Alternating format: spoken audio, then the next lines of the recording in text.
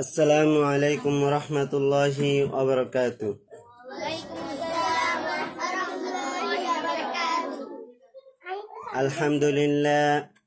আলহামদুলিল্লাহি নাহমাদুহু ওয়া নুসাল্লি আলা রাসূলিহিল কারীম। আম্মা বা'দ, ফাআউযু বিল্লাহি মিনাশ শাইতানির রাজীম। বিসমিল্লাহির রাহমানির রাহিম। أعوذ بالله من الشيطان الرجيم. اقرأ باسم ربك الذي خلق، خلق الإنسان من علق، اقرأ وربك الأكرم، صدق الله العظيم. خيركم من تعلم القرآن وعلمه، طلب العلم فريضة على كل مسلم، صدق الله العظيم. যে আল্লাহ তাআলা আমাদেরকে সুস্থ রেখেছেন, এখানে আসার এবং বসার জন্য তৌফিক দান করেছেন, সেই মনিবের কাছে আমরা সবাই শুকরিয়া জ্ঞাপন করি। সবাই বলি আলহামদুলিল্লাহ।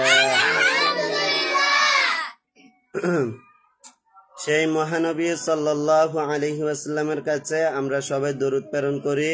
সবাই বলি সাল্লাল্লাহু আলাইহি ওয়াসাল্লাম। আপনারা সবাই অবগত আছেন যে আজকে মাদ্রাসার কিছু বিষয় নিয়ে আপনাদের সাথে আলোচনা করব। তারই ধারাবাহিকতায় আজকের অভিভাবক সমাবেশ ডাক দেওয়া হয়েছে।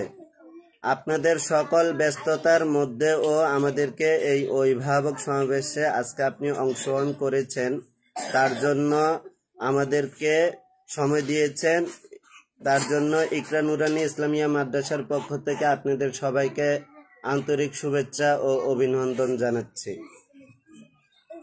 আল্লাহ তাআলার রহমতে যাদের অক্লান্ত পরিশ্রম এবং বুদ্ধি সহযোগিতার মাধ্যমে আমি এতটুকু আসতে পেরেছি, তারা হচ্ছেন আমার মা, বাবা, ভাই, বোন, আত্মীয় স্বজন, পাড়াপতি মানুষ এবং মাদ্রাসার অভিভাবক সহ সবাই আমাকে যেভাবে সহযোগিতা করেছেন, কখনো বুদ্ধি দিয়ে হোক, কথা দিয়ে হোক, আর্থিক সহযোগিতা হোক, যে যেভাবে আমাকে সহযোগিতা করেছেন, এর জন্য আমি সবার কাছে শুকরিয়া জ্ঞাপন করি।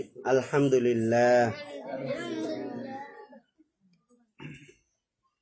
একটা কথা না বললেই নয়, এত চারপাশে এত অসংখ্য প্রতিষ্ঠান থাকতেও যে আপনারা আমাদের এই চার দেওয়ালের টিনের ঘরের ইকরা নুরানী ইসলামিয়া মাদ্রাসাকে আপনারা বেছে নিয়েছেন, আপনাদের কলিজা টুকরা সন্তানদেরকে আমাদের হাতে তুলে দিয়েছেন, একটা আত্মবিশ্বাস করে আমাদের হাতে দিয়েছেন, এর জন্য আমি আপনাদের কাছে আবারও শুকরিয়া জ্ঞাপন করছি।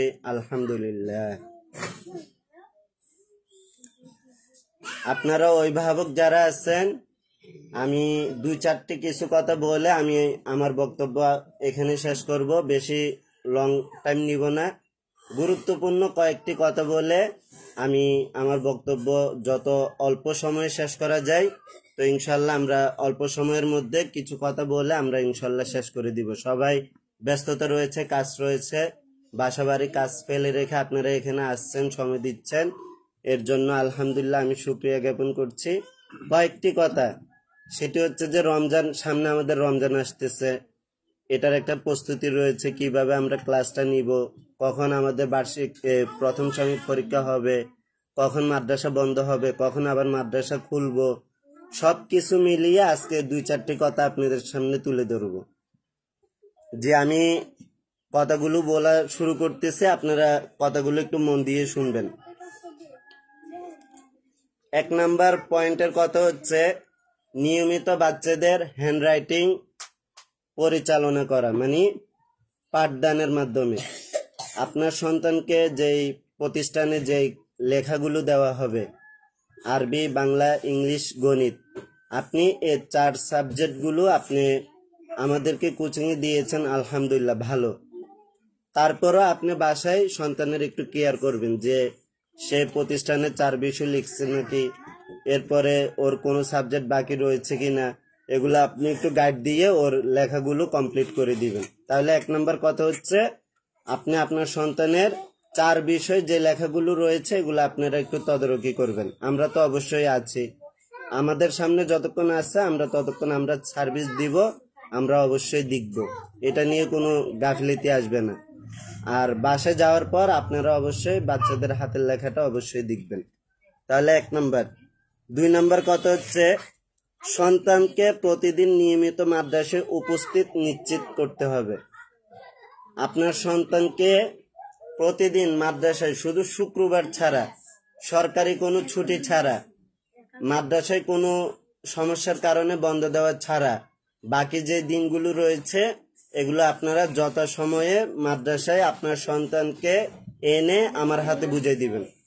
আপনি যদি সেদিন আমার হাতে যদি কোনো কারণে বুঝে না দেন, আপনার বাচ্চার যদি কোনো ক্ষতি হয়ে যায় তাহলে সেটার দায়ভার আমার হবে না, এটা আপনার হবে। আমি যে কথাটা বলতেছি এখন এটা একটু গুরুত্বপূর্ণ।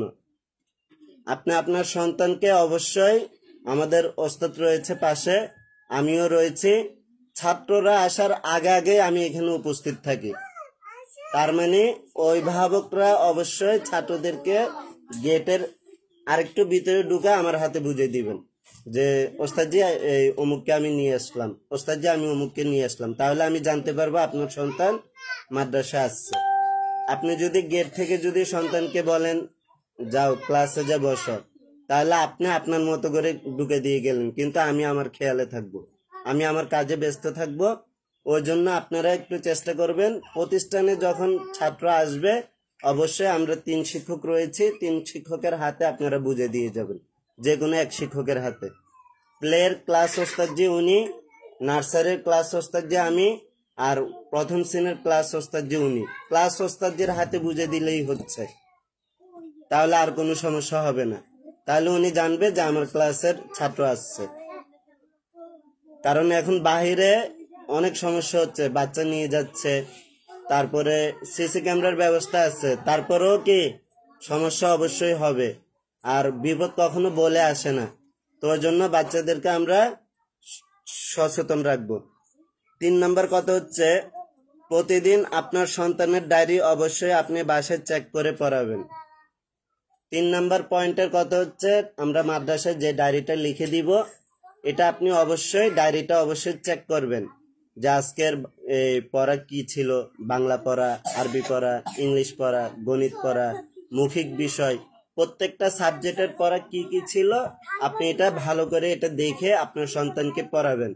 তাহলে আপনার সন্তান আজকের পড়াটাই সে বাসায় পড়তে পারবে। আপনি যদি কোনো শিক্ষক বাসায় রেখেও পড়ান, তাহলে সেই শিক্ষক সেই হুজুরকে বলবেন আজকে এই ডায়েরির পড়াটা আপনি আমার এই সন্তানকে পড়ান, তাহলে উনি ওই সাবজেক্টটা নিয়ে পড়ে থাকবে।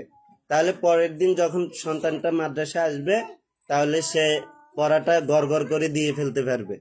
আর যদি ওই সাবজেক্ট না পড়ায়, উনি যদি ওনার মতো করে পড়ায়, তাহলে আজকে যে পড়াটা হয়েছে সে এটা বুঝবে না, সে ওই আগের পড়া মনে রাখবে। ওই জন্য আজকের যে পড়া এটা আপনি আজকের মাধ্যমে, স্যারের মাধ্যমে হোক, হুজুরের মাধ্যমে হোক, বাচ্চারা কত বলিও না, হুজুরের মাধ্যমে হোক, ম্যামদের মাধ্যমে হোক, আপনার যার কাছে পড়াতে ভালো লাগে, যার কাছে পড়ালে আপনার মন ছাই দিবে, আপনার ছোট মেয়ে হোক, বড় মেয়ে হোক, বা ছোট ভাই হোক, বড় ভাই হোক, যার কাছে পড়ালে আপনার সন্তানটা একটু ভালো হবে, আপনি ওই ওনাকে বলে দিবেন, ওই শিক্ষককে বলে দিবেন আজকের ডায়েরিতে যেটা দেওয়া হয়েছে আপনি এটা পড়ান, তাহলে ওই পড়াটাই পড়াবে। 4 নাম্বার কথা হচ্ছে আমরা প্রতি 3 সাময়িক পরীক্ষার আগে আমরা একটা সাজেশন তৈরি করি।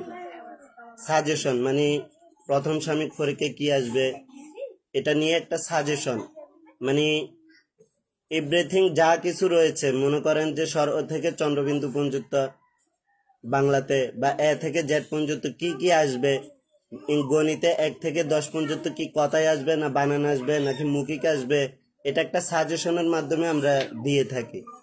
তো প্রতিদিনের মতো আমরা এবারও একটা সাজেশন তৈরি করব। আপনারা কি এতে মত দিচ্ছেন নাকি না?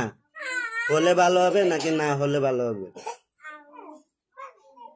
সাজেশন যেটার মাধ্যমে আপনি বাসায় ডায়েরির পড়াতে অবশ্যই পড়াবেন, আর ওই সাজেশনের ভিতরে যে প্রথম সময়কে যে পড়াগুলো আসবে এটা আপনি বাসায় আপনি নিজেও পড়াবেন বা শিক্ষকের মাধ্যমে পড়াবেন।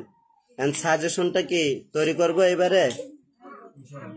সাজেশন 30 টাকা পড়বে, রুটিন থাকবে, পরীক্ষার রুটিন আর সাজেশন থাকবে। করব?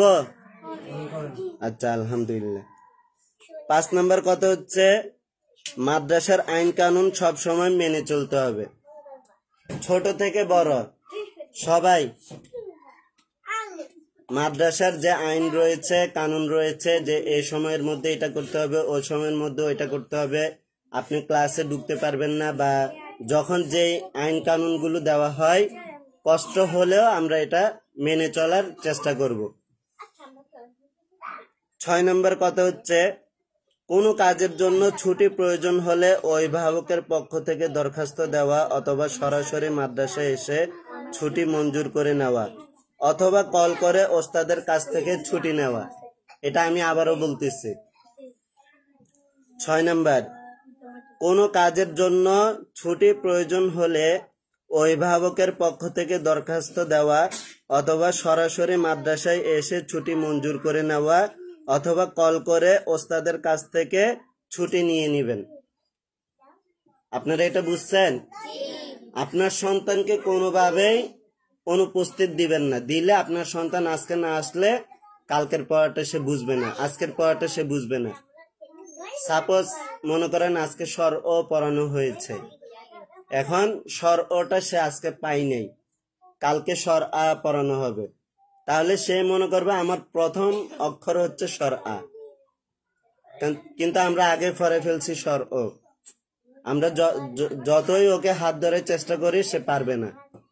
ক্লাসে যে একটা গুরুত্বপূর্ণ নিয়ে ক্লাস করা হয়, ওস্তাদরা সবার সিলেটে লিখে দেয়, এরপরে এটাকে বারবার ব্ল্যাকবোর্ডে পড়ানো হয়, এই বর্ণটা কমপক্ষে 30 বার 40 বার 50 বার ওস্তাদ মুখে মুখে পড়ায়, তো সে এটা থেকে কি মাহরুম যাচ্ছে না? তাহলে পরের দিন যখন সে আসবে সে এটা পারবে না।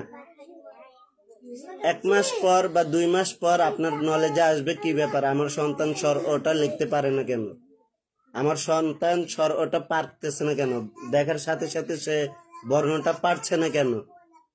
এটা তো আমাদের দোষ না। দোষটা আপনি 1 মাস আগে করে 1 মাস পরে আপনার নলেজে আসছে যে আমার সন্তান এটা আজকে পারছে না কেন।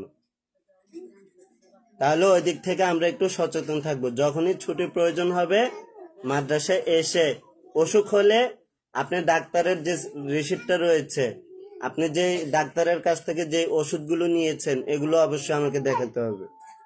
কারণ আপনি কি বিয়ের জন্য ছুটি নিচ্ছেন নাকি অন্য কোনো কারণে ছুটি নিচ্ছেন এটা আপনি জানেন, কিন্তু সমস্যা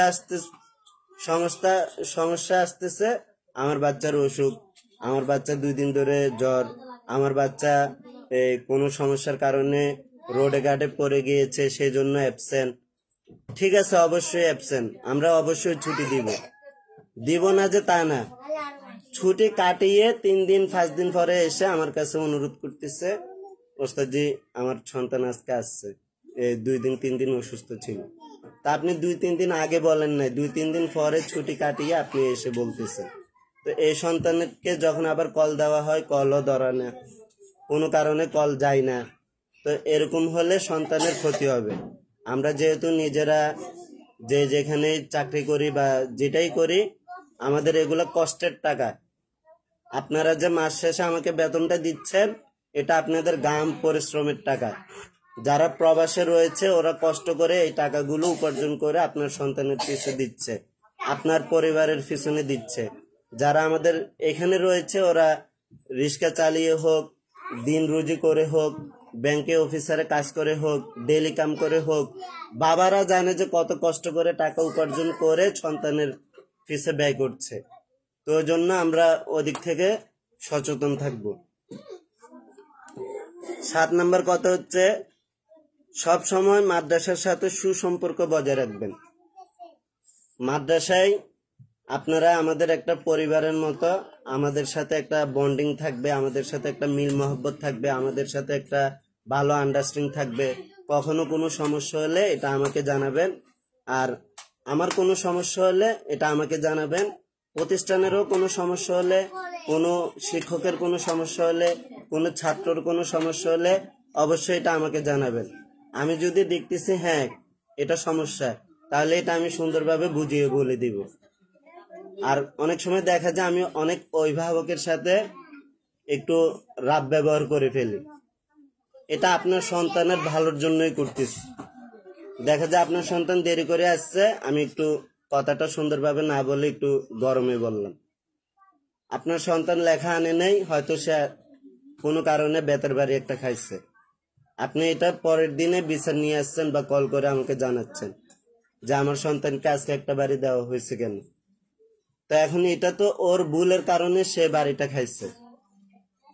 তাহলে ওই দিক থেকে আমরা সচেতন থাকবো। আর কারো কোনো অভিভাবকের সাথে আমি চাই না কোনো খারাপ ব্যবহার করতে, কোনো রাব ব্যবহার করতে। আপনারা আমার আত্মীয় স্বজন, আমার পরিবারের মতো। যেহেতু মাদ্রাসায় আপনার সন্তানকে পড়াতে দিয়েছেন, আপনারা এক হিসেবে আমার অভিভাবক, মাদ্রাসার অধিকাংশী, মাদ্রাসার একজন পরিবার। তো ওই জন্য কখনো কোনো যদি গরম মেজাজে কোনো কিছু বলি, আপনি এটা নিয়ে কখনো রাগ করবেন না। কারণ আমরা সব সময় ছাত্রদেরকে নিয়েই পড়ে থাকি, একটুও রেস্টের সময় আমরা পাই না। এই যে সকাল থেকে শুরু হয় রাত 10টা পর্যন্ত ছাত্রদেরকে নিয়েই পড়ে থাকি। হয়তো আমার এখানে কোনো কাজ নাই, বাইরে আবার অন্যান্য কাজ রয়েছে। আমি মাদ্রাসায়ও পড়াচ্ছি, বাইরে আরো একটা প্রাইভেটও পড়াচ্ছি। 3টা প্রাইভেট আমার ছিল, 3টা প্রাইভেট থেকে 2টা প্রাইভেট ছেড়ে দিয়ে এখন একটা রাখছি, যেটাতে মানসম্মত বেতন দিচ্ছে আমার মনে হচ্ছে, ওইটা আমি পড়াচ্ছি। বেশি না, 40 মিনিট বা 35 মিনিট অভিভাবকের কাছ থেকেই অনুমোদন দেওয়া যে আপনি আধা ঘন্টা হইলেও 30 মিনিট হলো আমার সন্তানকে সময় দেন। ওই ইব্রাহিমের আম্মু বলতে পারবে, সাসি বলতে পারবে যে আমি কোথায় পড়াই। রাত হলে আমার পড়ার আওয়াজ শুনেন আপনারা? হ্যাঁ, প্রতিদিন রাতে বাসা থেকে শুনে যায়। আলহামদুলিল্লাহ, প্রতিদিন রাতে 9টা থেকে 9:40 বা 45, 9টা থেকে যাব। ওটার বেতন হচ্ছে 7,000 টাকা, শুধু 30 মিনিট সময় দিচ্ছে। 3 জন, মানে ভাই বোন, একই ঘরের একই সন্তান। তো যাই হোক, আমরা সবাই ছাত্রদেরকে নিয়েই পড়ে আছি। কখনো কোনো মেজাজে কথা বললে এটা নিয়ে আপনারা মন খারাপ করবেন না। এরপর হচ্ছে 8 নাম্বার, ওস্তাদের সঙ্গে সব সময় সুন্দর আচরণ করা। এমন কোনো ব্যবহার করবেন না যে ব্যবহারের কারণে মাদ্রাসার ক্ষতি হবে, ওস্তাদদের ক্ষতি হবে, ছাত্রছাত্রীদের ক্ষতি হবে। এটা অভিভাবকের কথা বলতেছি। কখনো আপনারা ওস্তাদদের সাথে খিটখেটে মেজাজে কোনো কথাবার্তা বলবেন না। এটা আমার সাথে হোক, আমাদের সহকারী শিক্ষক হোক, কারো সাথেই আপনারা মেজাজ দিয়ে কথা বলবেন না। তাহলে উনি যখন মনে আঘাত পাবে, আপনার সন্তানকে উনি ঠিকভাবে দেখবে না। এটা কিন্তু 100।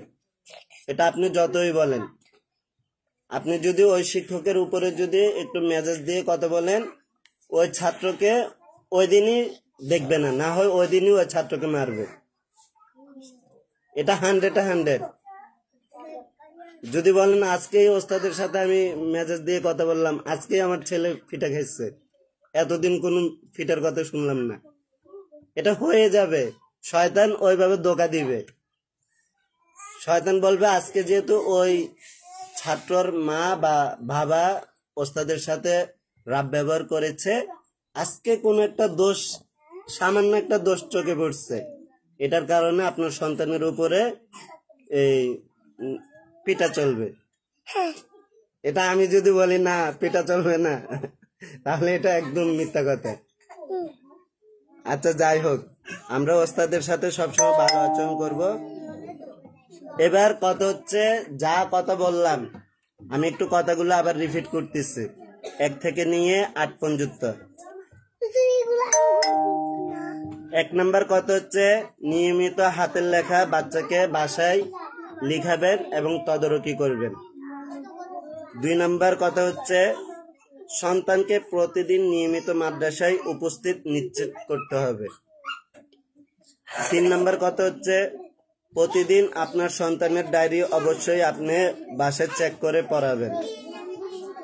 5 নম্বর কথা হচ্ছে, মাদ্রাসার আইন কানুন সবসময় মেনে চলবেন।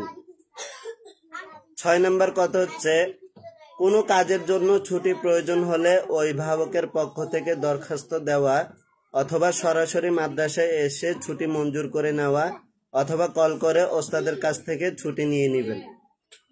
7, সব সময় মাদ্রাসার সাথে সুসম্পর্ক বজায় রাখবেন। 8, ওস্তাদের সঙ্গে সব সময় সুন্দর আচরণ করা এবং কোনো কারণে ব্যবহার করবেন না যে ব্যবহারের কারণে মাদ্রাসার ক্ষতি হবে, ওস্তাদের ক্ষতি হবে, ছাত্রছাত্রীদের ক্ষতি হবে। এবার আসেন আমাদের রমজানের যে সময়সূচি, যে শিডিউলটা রয়েছে, রমজানে আমরা কিভাবে ক্লাস নিব, রমজানে আমরা কিভাবে কি করব, এটা আমরা জানিয়ে দিচ্ছি। রমজান মাসে ক্লাসের সময়সূচি সকাল 9টা থেকে ক্লাস শুরু হবে। আগে যেভাবে আমাদের সকাল 9টা বাজে হয়েছে, ঠিক রমজানও আমাদের সকাল 9টা থেকে ক্লাস শুরু হবে, শেষ হবে 11টা 30। তাহলে ক্লাস শুরু হচ্ছে কয়টায়? 9টায়। শেষ হচ্ছে কয়টায়? 11টা 30। 11টা 30 বাজার আপনি 5 মিনিট 10 মিনিট আগে অভিভাবকরা এসে বাইরেও দাঁড়াতে পারেন বা অফিসে এসেও বসতে পারেন। 11টা 30-এর পর বেশি করিয়েন না, কারণ আমরাও রোজা রাখবো, ছাত্ররাও এই দুষ্টাপানি করবে, সবকিছু মিলিয়ে আমাদের কষ্ট হয়ে যাবে। আপনি যত সময়ে এসে আপনার সন্তানকে আপনি এখান থেকে নিয়ে যাবেন, যারা অভিভাবক যারা এসে নিয়ে যান, একটু চেষ্টা করবেন একটু 5 মিনিট আগে এসে আপনার সন্তানকে 11টা 30-এ নিয়ে যেতে। এবার যে সকল ছাত্রছাত্রীরা মাদ্রাসায় 5 পড়ে, ওরা কোন সময়ে পড়তে আসবে, মানে যারা কোচিং করে ওরা কোন সময়ে আসবে? দুপুর 12টা থেকে দুপুর 1টা। দুপুর 12টা থেকে দুপুর 1টা। তাহলে কোচিং এর সময় কয়টায়? 12টা থেকে দুপুর 1টা। মাঝখানে আমাদের আধা ঘন্টা থাকতেছে, 11টা 30 থেকে 12টা। তার মানে 30 মিনিট আমাদের হাতে থাকবে। ওই 30 মিনিটে যারা কোচিং করবে ওরা গেট থেকে বাইর হতে পারবে না, ওরা সম্পূর্ণ এখানেই থাকবে। কোনো স্টুডেন্ট যদি কোনো কারণে বাইরও হয়, এটা আমাকে বলে বাইর হবে। ওর টিফিনের যে নাস্তাটা এটা আপনি ওর হাতে দিয়ে দিবেন। আধা ঘন্টা সে এখানে খেলবে, আধা ঘন্টা সে এখানে নাচানাচি করবে, আধা ঘন্টা সে এখানে যা মন চায় করবে, তবে আমাদের আওতানে থাকবে। ও আবার বাসা যেতে পারবে না, ও ক্লাস করে মাঝখানে বিরতি পেয়ে কোচিং করে এরপরে সে একেবারে চলে যাবে। এবার বাসায় সে দুপুরে ভাত খাবে, গোসল করবে, দুষ্টামি করবে বা খেলবে, এটা ওর ইচ্ছা। তবে পড়াটা আমরা জোহরের আগে আগে শেষ করে ফেলব। এবার যারা মক্তব পড়ে, আমরা রমজান মাসটা মক্তবটা অফ রাখতে চাচ্ছি। রমজান মাসে যেহেতু সময় কম, সবকিছু মিলিয়ে আমাদের মক্তবটা হচ্ছে না রমজানে সময়ে, কারণ দুপুরে আমরা ক্লাস নিয়ে কোচিং করে আমাদের শরীরে একটা ক্লান্তি ভাব চলে আসবে। আমরা যতই চেষ্টা করি আমরা হব না, চোখে জিমানি আসতে পারে। রমজান মাসে একটু ইবাদত করার সময়, আল্লাহকে ডাকার সময়, কোরআন তেলাওয়াত করব, মসজিদে একটু বসে থাকব, বা 5-6 জন আমরা হুজুররা মিলে একসাথে বসে একটু আলোচনা করব মাসলা মাসাইল নিয়ে, মানে সবকিছু মিলে জোহর সময়টা একটু ইবাদতের সময় কাটাবো। যেহেতু রমজান মাসটাই হচ্ছে আমাদের ইবাদতের সময়, পড়ালেখাও চলবে, ইবাদতও চলবে। একটা মাস পুরা বছর পেরিয়ে এই একটা মাস আসছে। আমাদের তাহাজ্জুদ, নামাজ, তারাবি, রোজা, সেহেরি, ইফতারি সবকিছু আমাদেরকে এই রমজানে সুন্দরভাবে পালন করতে হবে। আচ্ছা, যাই হোক, এবার কথা হচ্ছে কবে থেকে আমাদের ছাত্রছাত্রীদের প্রথম সাময়িক পরীক্ষা আরম্ভ হবে। আমরা পরীক্ষাটা রমজানের ভিতরে নিয়ে ফেলতে চাচ্ছি। 19 রমজান থেকে 24 রমজানের ভিতরে আমরা শিডিউল দিয়ে দিব যে কোন তারিখে কি পরীক্ষা হবে। 19 রমজানের পর থেকে 24 রমজানের ভিতরে বন্ধ। 24 রমজানেও পড়তে পারে, 25 রমজানেও পড়তে পারে, যেহেতু সবাই কেনাকাটা করবে, ঈদ উদযাপন করবে, সবার একটা খুশি আছে, আমিষ আছে, বাচ্চাদের মার্কেটে যেতে মন চাবে, সবকিছু মিলে আমরা 23 বা 24-এ বন্ধ দিয়ে দিব। পরীক্ষাটা আমাদের 19 রমজানের পর থেকে 24 রমজানের ভিতরে, এটা আমরা শিডিউলটা পরে করব। যেহেতু রমজান কখন হচ্ছে এখন আমরা শিওর না, শনিবারে হচ্ছে না রবিবারে হচ্ছে। আমাদের মাঝখানে সময় আছে একদিন, শুধু শুক্রবার। যদি শনিবার হয় তাহলে আমরা শুক্রবার রাতে সেহরি খাবো, আর যদি রবিবার হয় শনিবার রাতে আমরা সেহরি খাবো। এটা এখনো আমরা নিশ্চিত না। রমজান একটা গেলে তখন আমরা বলতে পারবো, সাত দেখা গেলে, যে কখন সময়টা দেওয়া যায় পরীক্ষার জন্য। তবে 19 রমজানের পর থেকে 24 রমজানের ভিতরে। তাহলে পরীক্ষার সময়টা আপনারা বুঝে পাইছেন, প্রথম সাময়িক পরীক্ষাটা। কারণ আমরা পরীক্ষাটা নিয়ে ফেললে এবার বাচ্চারা ইচ্ছা মতো যেখানে মন চায় সেখানে ঘুরতে যেতে পারবে। এবার ফরা যদি কোনো কারণেও সে ভুলে যায়, আবার ঘুরে টুরে এসে আবার আমরা ফরাটা মন মতো ওরে বসাতে পারবো। কি বলেন? ঠিক না? আচ্ছা, এবার কবে থেকে মাদ্রাসা বন্ধ থাকবে? 26 তারিখ থেকে, মার্চ মাসের 26 তারিখ থেকে এপ্রিল মাসের 11 তারিখ পর্যন্ত, টোটাল 17 থেকে 18 দিন বন্ধ থাকবে। মাঝখানে 3 দিন শুক্রবার পড়তেছে, আমরা শুক্রবার ধরি নেই, শুক্রবার এটা সরকারি বন্ধ। 15 দিন আমরা বন্ধ ধরছি, 15 দিন, আর মাঝখানে 3 দিন শুক্রবার পড়তেছে। তাহলে আমাদের বন্ধ মার্চ মাসের 26 তারিখ থেকে এপ্রিল মাসের 11 তারিখ পর্যন্ত। 12 তারিখ থেকে যত সময় ক্লাস শুরু হবে। 12 তারিখ শনিবার পড়তেছে, আর 11 তারিখ শুক্রবার। তাহলে আমাদের ক্লাস শুরু হবে কয় তারিখ থেকে? 12 তারিখ থেকে। কত তারিখ? 12 তারিখ এপ্রিল মাসের।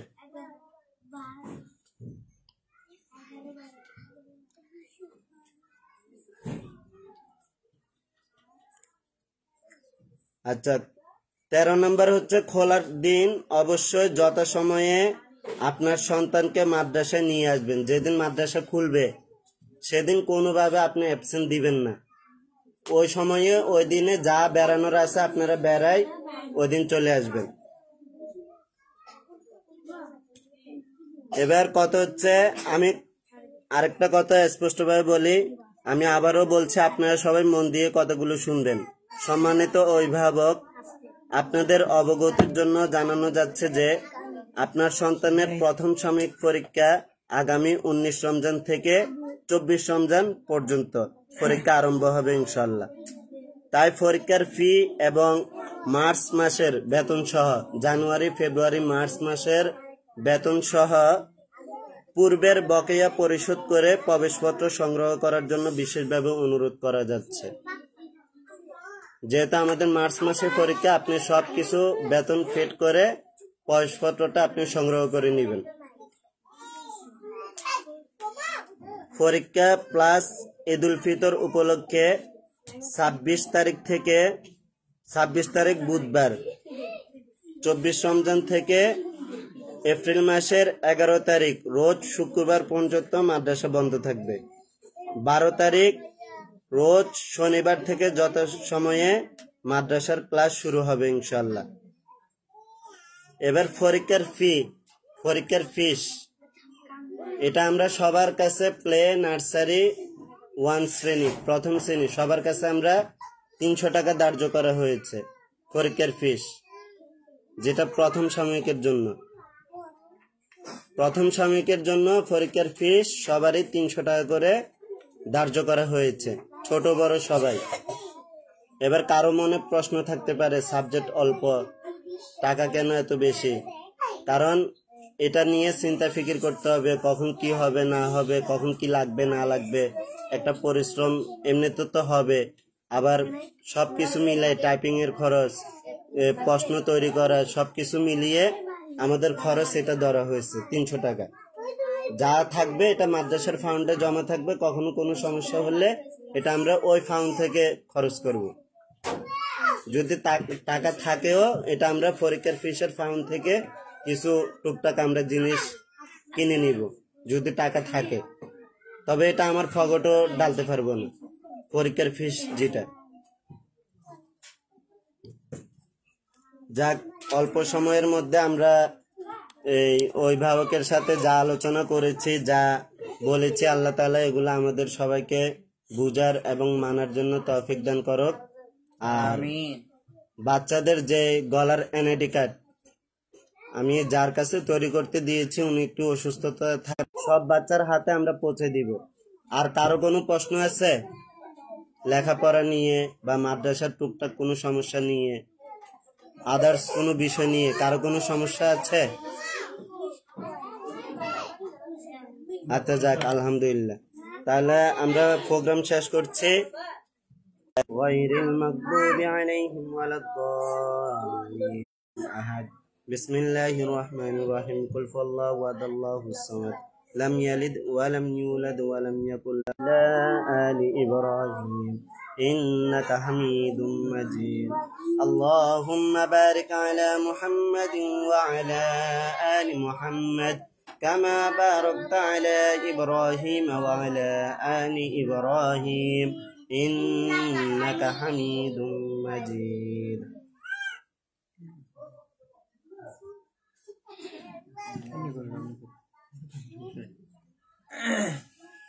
اللهم آمين ربنا ظلمنا أنفسنا وإن لم تغفر لنا وترحمنا لنكونن من الخاسرين ربنا آتنا في الدنيا حسنة وفي الآخرة حسنة وقنا عذاب النار وقل رب ارحمهما كما ربياني صغيرا وقل رب ارحمهما كما ربياني صغيرا يا الله يا الله يا أرحم الراحمين এতক্ষণ আমরা আল্লাহ ছাত্র ছাত্রীদেরকে নিয়ে, অভিভাবকদেরকে নিয়ে, ওস্তাদদেরকে নিয়ে, তালেব ইলমদেরকে নিয়ে আল্লাহ তোমার সামনে আল্লাহ হাত তুলেছে। আল্লাহ এতক্ষণ যা আলোচনা করেছে আল্লাহ সবকিছু তোমার কবুলে মঞ্জুর করে নাও আল্লাহ।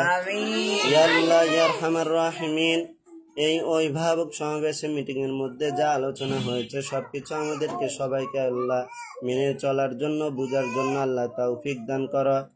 ইয়া আল্লাহ ইয়া আরহামার রাহিমিন, আমাদের প্রত্যেক অভিভাবক আল্লাহ কত কষ্ট করে আল্লাহ এই সময়টা আল্লাহ এখানে আল্লাহ বসেছে, কাজ কাম আল্লাহ বন্ধ করে আল্লাহ এখানে এসে যে সময়গুলো দিয়েছে আল্লাহ, তুমি আল্লাহ কাল হাসরের মাঠের মধ্যে এগুলার উসিলায় তুমি আল্লাহ জান্নাতুল ফেরদাউস নসিব করো আল্লাহ।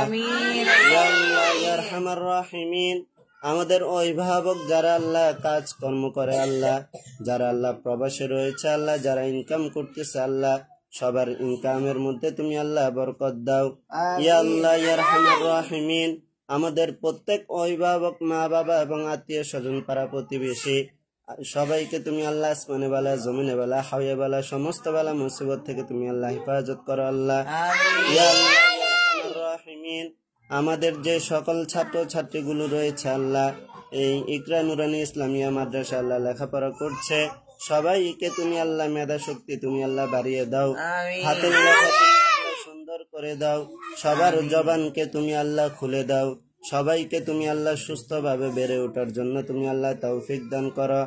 ইয়া আল্লাহ ইয়া রাহিমিন, মা বাবা কত কষ্ট করে আল্লাহ হালাল উপার্জন করে সন্তানকে লালন পালন করে, এই সন্তানগুলো যেন সামনে ভবিষ্যতে যেন মা বাবার মুখ উজ্জ্বল করে, যেন দেশ ও জাতির সামনে যেন বুক ফুলিয়ে যেন সবাইকে যেন বলতে পারে আমরা অমুকের ছেলে, অমুকের সন্তান, অমুক প্রতিষ্ঠানে আল্লাহ লেখাপড়া করে আল্লাহ এই পর্যন্ত এসেছি। সব ছাত্রছাত্রীদেরকে তুমি আল্লাহ কবুল ও মঞ্জুর করে নাও। ইয়া আল্লাহ ইয়া আরহামার রাহিমিন, আমাদের অভিভাবকের মধ্যে আল্লাহ যারা আল্লাহ হাত তুলেছে, আল্লাহ যারা আল্লাহ ইন্তেকাল করেছে, আল্লাহ কারো মা নাই, কারো বাবা নাই, কারো আত্মীয় স্বজন যারা আল্লাহ কবরের বুকে আল্লাহ শুয়ে রয়েছে, আল্লাহ প্রত্যেককে তুমি আল্লাহ কবরের আযাব মাফ করে দাও। ইয়া আল্লাহ ইয়া আরহামার রাহিমিন, ইচ্ছায় অনিচ্ছায় আল্লাহ কত গুনাহ করেছে রাতে দিনে আল্লাহ, গোপনে আল্লাহ যা গুনাহ করেছে আল্লাহ সমস্ত গুনাহ খাতা তুমি আল্লাহ মাফ করে দাও আল্লাহ। রাহিমিন, এতক্ষণ আল্লাহ তোমার কাছে আল্লাহ যা কিছু চাইলাম, যা কিছু চাইতে পারি নাই, সব কিছু তুমি আল্লাহ কবুল ও মঞ্জুর করে নাও আল্লাহ। ইয়া আল্লাহ ইয়া আরহামার রাহিমিন, অনেক ছাত্রছাত্রী আল্লাহ অসুস্থ রয়েছে আল্লাহ, অনেক অভিভাবক আল্লাহ অসুস্থ রয়েছে আল্লাহ, যারা আমার কাছ থেকে আল্লাহ দোয়া চেয়েছে আল্লাহ, কে কে দোয়া চেয়েছে আল্লাহ তুমি আল্লাহ ভালো জানো আল্লাহ, সবার এই দোয়া মুনাজাতকে তুমি আল্লাহ কবুল ও মঞ্জুর করে নাও আল্লাহ। যার হাত তোমার কবুল হয় আল্লাহ, ওই হাতের উসিলায় আমাদের এই ইকরা নুরানী ইসলামিয়া মাদ্রাসা এই প্রতিষ্ঠানকে তুমি আল্লাহ কবুল ও মঞ্জুর করে নাও আল্লাহ। এই প্রতিষ্ঠানকে তুমি আল্লাহ আসমানে বালা, জমিনে বালা, হাওয়ে বালা, সমস্ত বালা মুসিবত থেকে তুমি আল্লাহ হেফাজত করো আল্লাহ। ইয়া আল্লাহ ইয়া আরহামার রাহিমিন, আমার মা বাবাকে তুমি আল্লাহ নেক হায়াত দান করো আল্লাহ। আমার ভাই বোন, আত্মীয় স্বজন, পাড়াপতি মানুষ, হকদার, ইস্তেদার, অভিভাবক সবাইকে তুমি আল্লাহ আসমানে বালা, জমিনে বালা, হাওয়ে বালা, সমস্ত বালা মুসিবত থেকে তুমি আল্লাহ হেফাজত করো আল্লাহ। সবাইকে আল্লাহ 5 ওয়াক্ত নামাজি ওয়ালা তুমি আল্লাহ বানিয়ে দিও আল্লাহ। ইয়া আল্লাহ ইয়া আরহামার রাহিমিন, আমাদের এই দোয়া মুনাজাতকে তুমি আল্লাহ কবুল ও মঞ্জুর করে নাও আল্লাহ। সাল্লাল্লাহু তাআলা আলা খায়রি খালকি মুহাম্মাদিন ওয়া নূরু আরশিহি ওয়া আসহাবিহি আজমাইন ওয়ারহামনা মাআহুম বিরহমাতিকা ইয়া আরহামার রাহিমিন।